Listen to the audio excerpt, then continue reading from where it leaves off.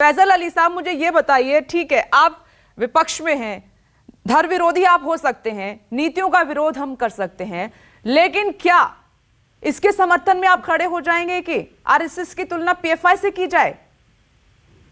देखिए, आपने अभी ये कहा कि वह आरएसएस कट्टर नहीं है, ये आपकी भावना है, ये आपकी सोच है, लेकिन ये सोच भारत सरकार की भी रही है कि आरएसएस कट्टर थी, इसीलिए उसके ऊपर 3 बार बैन लगा है। एक दूसरे ये कि वो अभी पीएफआई के ऊपर जो इल्जामात हैं नहीं है, वो तो अभी कोर्ट डिसाइड करेगा, लेकिन आरएसएस के ऊपर बाकायदा केस चला है और महात्मा गांधी की हत्या के लोगों से जुड़े रहने का केस चला है। तो इसलिए उसको एकदम से आप 3 चीट देख करके निकल जाइए, ऐसा नहीं है। ये पिछले 15, 20, 25 सालों में हुआ है कि हिंदुस्तान का जो सोशल फैब्रिक है उसमें धीरे धीरे करके क्या रहा है ये भी बताइए ना भैया। ये आपने बहुत बोल लिया, आप बहुत बड़ा मोनोलॉग किया था, लेकिन जरा सुन लीजिए और आपको हिंदू शब्द का भी अर्थ बताता हूं मैं। तो धीरे धीरे 20-25 साल से उसकी थोड़ी सामाजिक मान्यता बनी है और बढ़ी है। नहीं तो 1970 से पहले, यानी कि जनता पार्टी जब 74 में बनी, उससे पहले राष्ट्रीय स्वयंसेवक संघ एक बहुत ही ऐसा ऑर्गेनाइजेशन माना जाता था जिसके साथ कोई ना दिखना चाहता था, ना बैठना चाहता था, ना बोलना चाहता था। ये भारत का इतिहास है और आधुनिक भारत का इतिहास है, इसको आप नकार नहीं सकते हैं। आप बैठ करके अपने स्टूडियो में कहिए कि आप उसको कट्टर नहीं मानते हैं। क्या आपने कभी किसी आरएसएस के प्रवक्ता से नाथूराम गॉडसे की भर्त्सना सुनी है? कई चैनल पे हमारे साथ में बैठे हैं, मैं संबित पात्रा रोज करते हैं, हम सब तरह के अपराध के, आतंकवाद की भर्त्सना करते हैं। नहीं कहा। तो इसलिए आप एक जिम्मेदार एंकर होने के नाते आप बिल्कुल इस तरह की ओपिनियटेड बात नहीं कहिए। दूसरी बात ये कि अभी कह रहे थे मैं 1 मिनट यहाँ पर आपसे ये कहना चाहती हूँ, 1 मिनट फैजल अली साहब जी, मेरी जिम्मेदारी मुझे पता है। क्या आपने जो दिल्ली में हिंसा हुई, उत्तर प्रदेश में हिंसा हुई, वहां पर आरएसएस के किसी नुमाइंदे का नाम सुना? पीएफआई कटघरे में है, उसके नेता प्रोफेसर का हाथ काट देते हैं, तो इसको कट्टरता नहीं तो क्या कहा जाएगा? जो मेरे सहयोगी राजीव रंजन, और भी एग्जाम्पल दे सकते हैं आपको अगर आप चाहेंगे, अगर आप दरकिनार कर रहे हैं। मैं कोई क्लीन चिट नहीं दे रही हूँ, देश संविधान से चलेगा, कानून से चलेगा, ये हमें भी मालूम है। एक्सप्रेस में किन लोगों का नाम आया है आपको भी मालूम होगा, इसलिए ऐसा स्टेटमेंट नहीं देना चाहिए, इससे हम सबको बचना चाहिए। दूसरी बात किसी ने ये कहा, 1 मिनट आती हूँ 1 मिनट।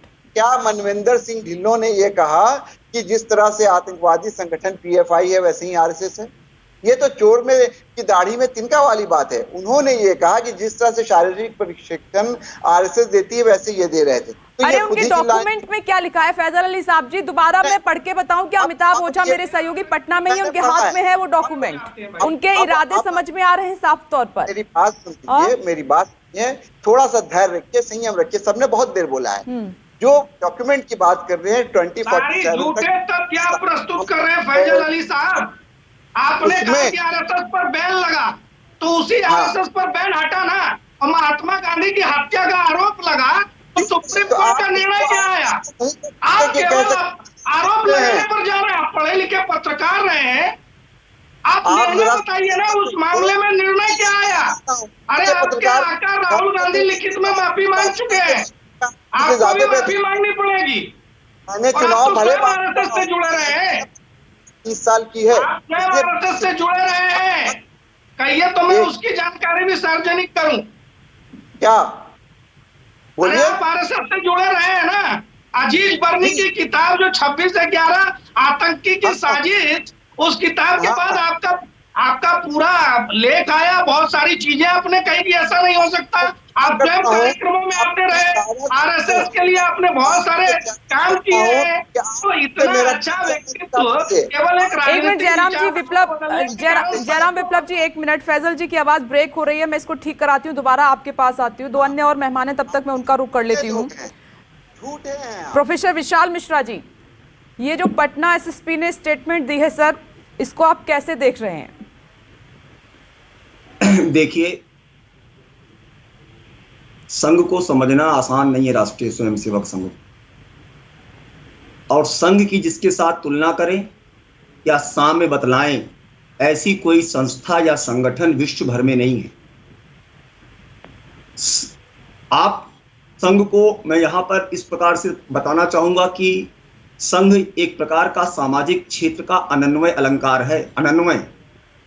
और जरा 10 सेकंड दीजिएगा समय, इस अनन्वय अलंकार के बारे में बता दूं कि साहित्य शास्त्र में जिसकी तुलना ना हो सके वहां पर अनन्वय अलंकार मिलता है जिसका कोई उपमान ना हो, जिसके लिए 2 लाइनें हैं श्लोक स्वरूप कि गगनम गगनाकारम सागरा सागरोपमा राम रावणो युद्धम राम रावणयो रिवा। और यहां पर बैठकर संघ की तुलना जो पीएफआई से बताई जा रही है, संघ को समझा ही नहीं उन्होंने। बार बार मैं यहाँ पे देख रहा हूं सवाल किया जा रहा है किस प्रकार से संघ समाज के लिए, भारत को परम वैभव संपन्न बनाने के लिए कार्यरत है। आपको ये संघ क्या नहीं दिखता? संघ की शाखा में आइए तो। अरे भाई कहाँ सुनिएगा, मैंने सबको सुना है। यहाँ पर बात की जा रही है, यहाँ पर बात की जा रही है। फैजल अली जी 1 मिनट, और रिजवान जी 1 मिनट सुन ले सर, पहले सुन लेते हैं। कॉन्फ्रेंस ऑफ द पीपुल, संघ is the conference of the people with the great value system. यहाँ पर बैठकर बात की जा रही है। मैं आपको बताना चाहता हूँ, बताइए, हमारे बृहस्पति आगम में लिखा है हिमालयम समारब्धम यावद इंद्र सरोवरम तम बताइए आप हिंदुस्तान है वहां पे कि नहीं है? और बार बार ये हिंदू को लेकर जो भ्रम फैलाया जाता है, तभी धर्म पंथ संप्रदाय दानिश जी सुनाई नहीं दे रहा है, 1 मिनट सुन लेते हैं, फिर मैं आपके पास आती हूँ रिएक्शन के लिए। तभी धर्म पंथ संप्रदाय मजहब रिलीजन सबको एक साथ लेकर चलने का कोई अगर एक भाव है तो वो हिंदुत्व का भाव है, हिंदू का भाव है। किसी भी प्रकार का डिस्क्रिमिनेशन नहीं होता है। क्या बात की जा रही है यहाँ पर? किस प्रकार का नैरेटिव सेट किया जा रहा है? तो भारत तो हिंदू राष्ट्र है ही है ना, जहां पर सभी धर्म मत संप्रदाय सबको एकत्व की बात की जा रही है। फिर यहां पर आपको 2047 में जिस डॉक्यूमेंट में भारत में इस्लामिक राज्य रेडिकलाइजेशन करके स्थापित करने की बात की जा रही है, उसकी तुलना की जा रही है। क्या बात किएगा? यहां पर बैठकर अनाप शनाप चीजें लोग जोड़ने लगते हैं। किसी भी प्रकार का डिस्क्रिमिनेशन नहीं होता। जब मैं बार बार आपसे कह रहा हूं सबको साथ में लेकर चलने की बात की जा रही है,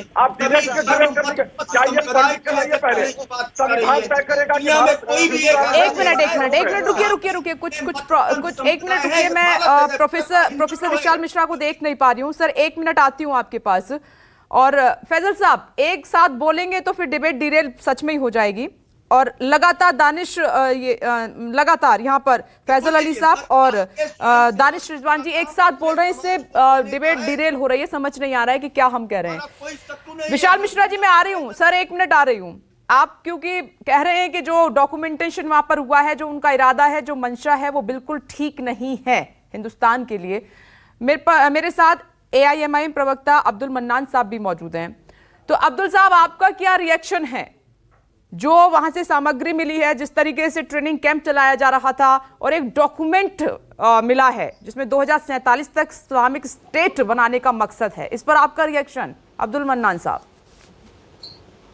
देखिए, ये देश संविधान से चलेगा, ये देश सेकुलरिज्म से चलेगा, ये देश लोकतंत्र से चलेगा, और यहाँ की कार्यपालिका और जुडिशरी और विधायिका सबकी आपको इज्जत करनी हो। आज जिन लोगों ने ये कर्म किया है उनको पुलिस ने सजा दी है, उनको गिरफ्तार भी किया है, और उनको जो कानूनी तौर पर सजा देनी है वो देना भी चाहिए। अब सवाल ये पैदा होता है कि PFI से पूछा गया तो PFI ने कहा कि हमारा इन लोगों से कोई संबंध नहीं है, उन्होंने अपना पल्ला झाड़ लिया। अब ये तो PFI भी पल्ला अपना झाड़ रही है उसी तरह से जिस तरह से RSS ने नाथूराम गोडसे से पल्ला झाड़ा था कि RSS से हमारा कोई ताल्लुक नहीं है। राजीव रंजन जी ने अभी बता दिया कि भाई वो तो हाथ काट लेने की बात करते हैं। अरे भाई राजीव रंजन जी, आप जब ये बात कर रहे थे तो आपको ये भी कहना चाहिए था कि नाथूराम गोडसे किस विचारधारा से प्रेरित था। अब सवाल ये पैदा होता है कि एक SSP जो IPS की क्वालिफिकेशन पास करके गया है और जिसको एक नॉलेज होता है पूरे देश के बारे में और पूरी सोसाइटी के बारे में, उसने बिल्कुल सही कहा है कि जहां उसी तरह की इनकी भी ट्रेनिंग हो रही है जिस तरह RSS की हो रही है। RSS भी हिंदू राष्ट्र बनाना चाहता है, वो भी इस्लामिक स्टेट बनाना चाहते हैं, जो कि पॉसिबल नहीं है इस देश में। ना हिंदू राष्ट्र यहाँ पॉसिबल है और ना यहाँ जो है हिंदू राष्ट्र ना पॉसिबल है, ना यहाँ इस्लामिक स्टेट पॉसिबल है। अब जो लोग आरएसएस की विचारधारा से प्रभावित हैं, वो लोग जाहिर है जल उठे हैं कि आरएसएस के ऊपर कैसे उंगली उठा दी। आरएसएस की दूध की धुली हुई है, 3 बार आरएसएस पे पाबंदी लग चुका है। आप लोग टेलीविजन पे बैठ के नैरेटिव सेट कर रहे हैं कि आरएसएस से कैसे कंपैरिजन कर दिया। राजू रंजन जी भी कह रहे हैं आरएसएस से कैसे कंपैरिजन कर दिया। कोई इससे नैरेटिव पता सेट चलता नहीं किया है जा कि रहा वो लोग जो आरएसएस की विचारधारा से प्रेरित है, वो एसएसपी के बयान से जल भुन उठे हैं। और एसएसपी ने बिल्कुल सही कहा है, जो कहा उसने बिल्कुल सही कहा कि इनके यहाँ भी वही काम हो रहा है, उनके यहाँ भी वही काम हो रहा है। और ना ये कामयाब होंगे ना वो कामयाब होंगे। कामयाब होगा तो इस देश का संविधान कामयाब होगा, इस देश का सेकुलरिज्म कामयाब आप मुझे बताइए आरएसएस की कोई भी एंटी नेशन एक्टिविटी एक आप हमको बताइए। अरे आरएसएस, मैंने आपसे कहा ना, it is not the conference of the people, it is the people with the great value system. और आप बेकार ही में आरएसएस के बारे में गुणगान कर रहे हो। सारे देश में ये फसाद जो खड़ा हुआ है आरएसएस के, एकत्व की बात आज इस देश में जो भी फसाद खड़ा हुआ है, ये हिंदू सबको साथ लेकर चलने की बात करता है, वो आरएसएस की वजह से। नूपुर भी आरएसएस की विचारधारा से प्रेरित है, नूपुर भी आरएसएस के विचारधारा से प्रेरित है, नाथुराम गोडसे भी आरएसएस की विचारधारा से प्रेरित है। अब्दुल मन्नान साहब, अकबरुद्दीन ओवैसी और असादुद्दीन ओवैसी, ये किसकी विचारधारा से प्रेरित है? और क्यों हिंदुओं के कत्लेआम की बात कर रहा था? इस प्रकार की भाषा चाहिए, आतंकवाद वो भारत के संविधान से प्रेरित है। मत करिए। वो भारत के संविधान से प्रेरित है। जयराम विप्लव जी, एक मिनट, जयराम विप्लव जी आ रही हूँ। फैजल अली साहब आ रही हूँ आपके पास भी, 1 मिनट वेट रखिएगा। मैं नमस्कार, मैं हूं मानक गुप्ता। अगर आपको हमारा ये वीडियो पसंद आया हो तो इसे लाइक और शेयर जरूर करें, और हाँ, हमें सब्सक्राइब और फॉलो करना ना भूलें ताकि आप देश और दुनिया की कोई खबर मिस ना करें। तो जुड़े रहिए हमारे साथ और देखते रहिए News 24।